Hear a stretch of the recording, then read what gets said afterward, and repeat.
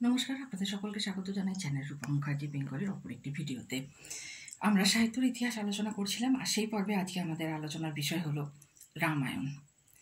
চলুন তাহলে শুরু করা যাক। তবে তার আগে বলবো, যে কোনো নোটস পেতে হলে পিডিএফ আকারে টেলিগ্রাম চ্যানেলটি জয়েন করবেন, আর সমস্ত পরীক্ষার আপডেট, স্পোকেন ইংলিশ এবং অন্যান্য আরও তথ্য পাওয়ার জন্য আমি সব কিছু তো আর পিডিএফ আকারে টেলিগ্রাম চ্যানেলে আপলোড করি না, সকল তথ্য আমি হোয়াটসঅ্যাপ চ্যানেলটিতে আপলোড করি। তাই প্লিজ আপনারা চ্যানেলটি জয়েন করে রাখবেন, আর ফেসবুক চ্যানেলটিকে সাবস্ক্রাইব করতে ভুলবেন না নতুন নতুন আপডেট পাওয়ার জন্য। চলুন শুরু করা যাক। বাংলা রামায়ণের আদি কবিকে তিনি কোন সময় আবির্ভূত হন? বাংলা রামায়ণের আদি কবি কৃত্তিবাস ওঝা বা উপাধ্যায়। তিনি শ্রেষ্ঠ কবিও বটে।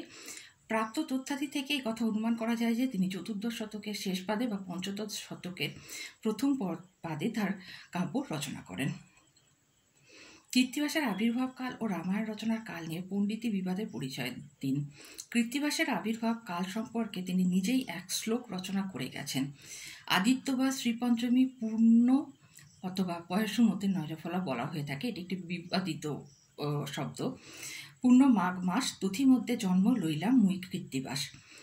কোনো মাঘ মাসের শেষ দিকে রবিবার শ্রীপঞ্চমী তিথিতে কৃত্তিবাস জন্মগ্রহণ করেন। পূর্ণ শব্দটি পূর্ণ শব্দের লিপিকা প্রমাদ কিনায় এ বিষয়ে বহু পণ্ডিত সংশয় তুলেছেন। মাঘের শেষ দিন না হলে শকাব্দ কিন্তু বদলে যাচ্ছে।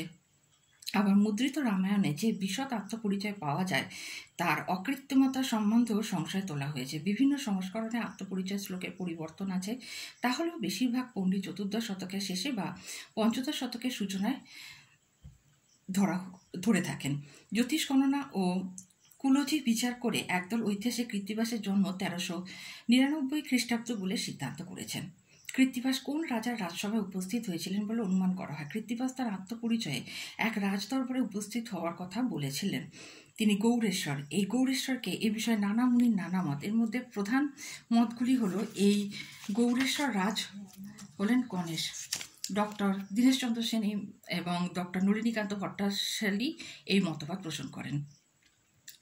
বসন্তরঞ্জন রায় বলেন যে যদুপুত্র গণেশ বা জালালউদ্দিন, এবং তার মতে তাহিবপুরের রাজা কংসনারায়ণও হতে পারেন। সুবুদ্ধি রায়, সুকুমার সেন। কেউ কেউ সেনবংশীয় তনুজ মর্দন বা চট্টগ্রামের তনুজ মর্দন বলে মত প্রকাশ করেছেন। আধুনিক গবেষকেরা দীনেশ সেন ও নলিনীকান্ত ভট্টশালীর মতকেই মেনে নিয়েছেন। কৃত্তিবাস কোন কোন উৎস থেকে তাঁর কাব্যের উপাদান সংগ্রহ করেছিলেন? কৃত্তিবাস শুধু কবি নন, পণ্ডিতও ছিলেন। তাই তাঁর কাব্য রচনার জন্য সম্ভাব্য প্রায় সব গ্রন্থরই সাহায্য নিয়েছিলেন। তিনি বাল্মীকি রামায়ণ, জৈমিনী ভারত সংহিতা, যোগ বশিষ্ঠ রামায়ণ, দেবী ভাগবত, স্কন্দ পুরাণ, বৃহদ্ধর্ম পুরাণ, কালিকা পুরাণ, পদ্ম পুরাণ ইত্যাদি গ্রন্থ থেকে সাহায্য গ্রহণ করেছিলেন।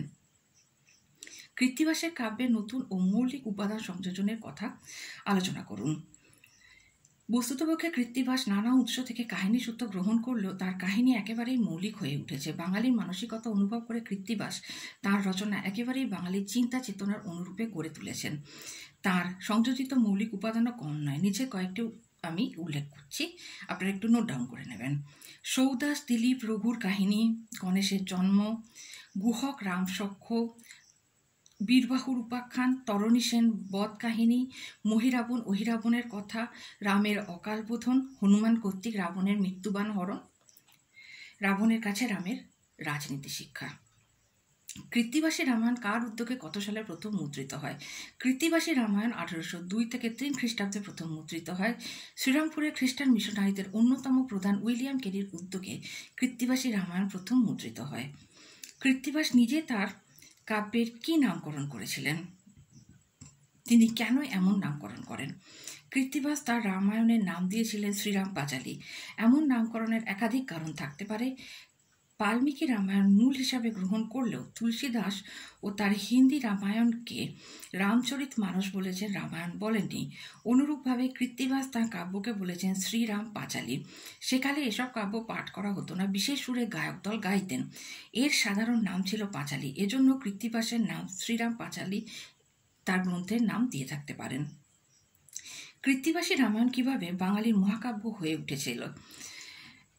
কৃত্তিবাস নানা আকর গ্রন্থ থেকে কাহিনী সূত্র গ্রহণ করলেও যেভাবে কাহিনী বিন্যাস করেছেন, যেভাবে চরিত্র সৃষ্টি করেছেন, তা একেবারে বাঙালি রস রুচির অনুকূল হয়ে উঠেছে।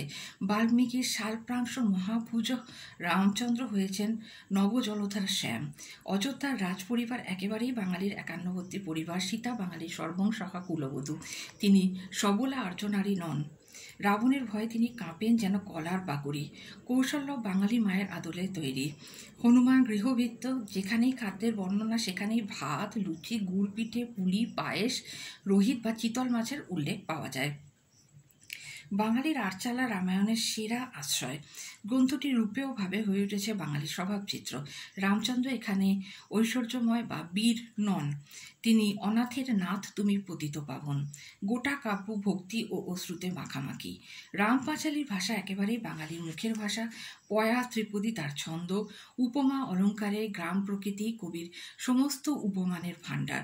কবি তৎসম শব্দের পাশে সার্থক দেশি শব্দের প্রয়োগ ঘটিয়েছেন। এমন করে তার কাব্য বাঙালি নিজ প্রতিবেশ ও পরিচিত জগৎকে খুঁজে পেয়েছে। ভাব জগতেও তার কাব্য দিয়েছে বাঙালির ভক্তি ও রোদন প্রবণতার ছায়া। স্বভাবত এ কাব্য বাংলা ও বাঙালির মহাকাব্য হয়ে উঠেছে। এই ছিল রামায়ণ নিয়ে একটি প্রাথমিক আলোচনা।